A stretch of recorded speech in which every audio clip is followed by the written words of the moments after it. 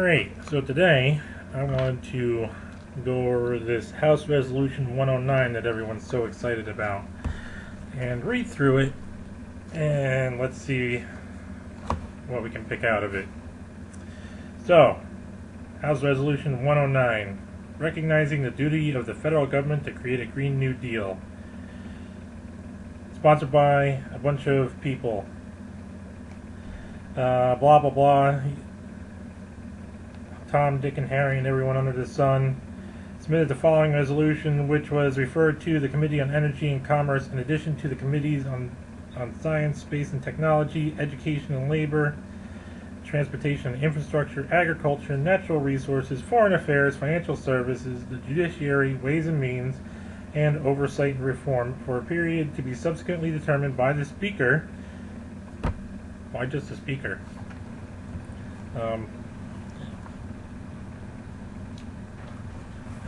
More light. In each case, for consideration of such provisions as fall within the jurisdiction of the committee concerned.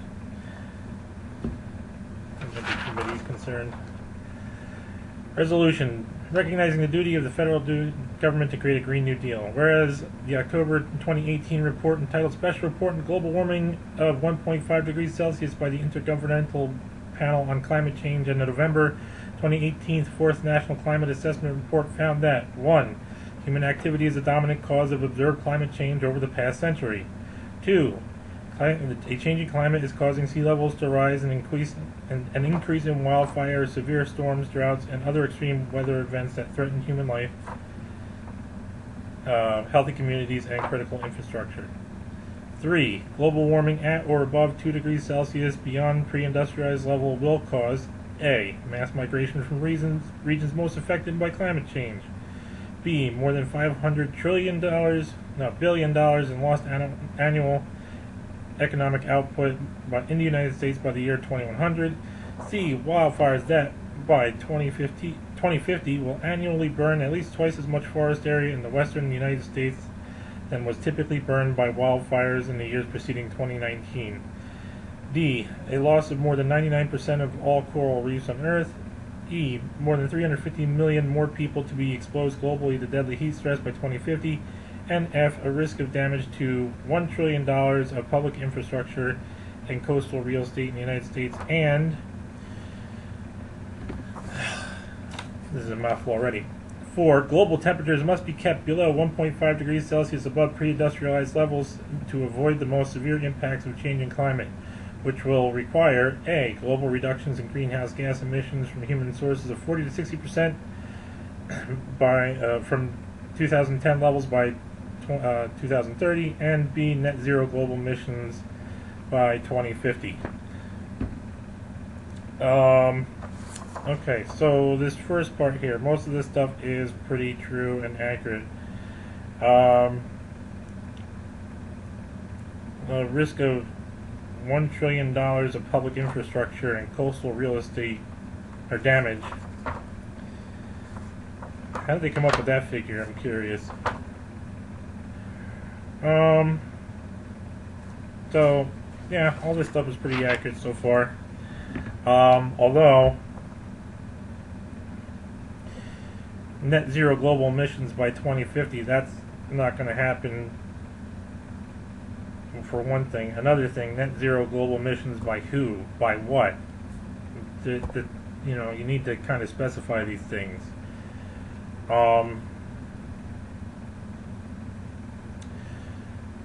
Okay. Whereas the United States has historically been responsible for disproportionate amount of greenhouse gas emissions, having emitted 20% of global greenhouse gas emissions through 2014, and has high technological capacity, the United States must take a leading role in reducing emissions through economic transformation. Okay, what kind of leading role? Leading by example? Leading by enforcement?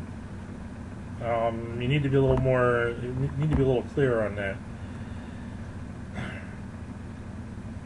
Whereas the United States is currently experiencing several related crises, with 1. Life expectancy declining, while basic needs such as clean air, clean water, healthy food, and adequate healthcare, housing, transportation, and education are inaccessible to a significant proportion of the United States population. Well, this is true the world over. And what was it? A report a couple of years ago that I think it was by the World Health Organization that said, what was it? 10% of all deaths in the world occurred or have been directly linked to pollution. And there's like another possibly 10% or whatever suspected to be linked to pollution. A 4-decade trade of wage stagnation, deindustrialization, and anti-labor policies that have led to A. Hourly wages overall stagnating since the 1970s despite increased worker productivity. This is true. B. The third worst level of socioeconomic mobility in the developed world before the Great Recession. Economic mobility. Well, here's the thing. When I was a kid, if somebody wanted to make a living at a fast food restaurant or a clothing store and raise a family on that, it was not a big deal. You were contributing to society. You were doing your part. And somewhere along the way, that became demonized. Now, I can understand the desire for people to want to improve themselves and do better and reach their full potential, but not everybody wants to do that. Now, we can do things to promote these things, but to demonize somebody who just wants to be happy, working a normal 9 to 5, or not even a 9 to 5, just a normal job, and not have to worry about trying to always advance and this, that, and the other thing. There's nothing wrong with that. I've never wanted to do all the things that I've done in my life. When I was a kid, the only thing I really ever thought about doing was working in a factory until the day I died. But unfortunately, the economy changed.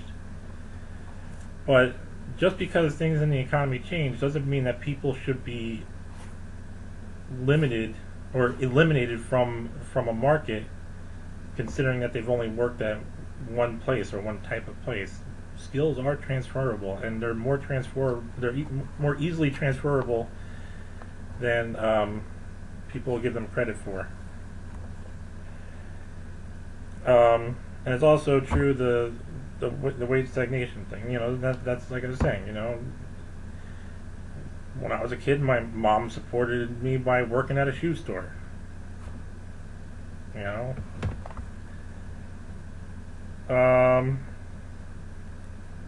The erosion of earning and bargaining power of workers in the United States. Yes, definitely true. There's been a lot of anti-union. That's really been going on for almost about 80 years now. That was the whole point of McCarthyism, was to eliminate unions and Communist Party, who was, or any other party that would fight for workers' rights. D. Inadequate resources for public sector workers to confront challenges of climate change at state, local, and federal levels. Okay, I'm not quite sure what is meant by that. If you mean by cleanup, or you mean by being able to penalize polluters, it's very ambiguous. Okay, 3. The greatest income inequality since the 1920s. Yes, that's true. The top 1% of earners accruing 91% of gains in the first few years of economic recovery after the Great Recession. I don't know why people call these top 1%. I really don't understand people's look on capitalism. People look at capitalism like it's a pyramid. It's not a pyramid, it's a funnel. Okay, the rich people are rich because all the money drains to them. And They sit there at the bottom of the funnel and take wealth out of the funnel, and they throw it down the spigot and waste it.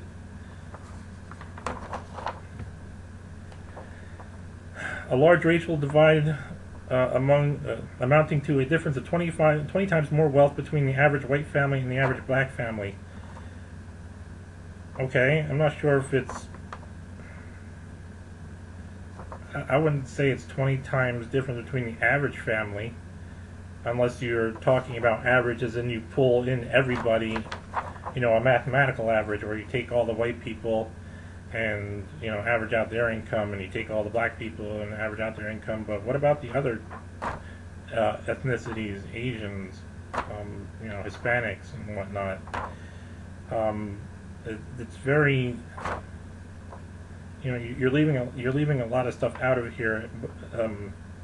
You're not making the argument inclusive. Basically, is what I want to say. I mean, if you're saying that this is a crisis, I would say that the crisis is that there's an disparity between people of different ethnicities.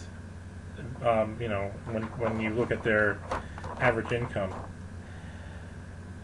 the gender earnings gap that results women earning approximately 80% as much as men at the median.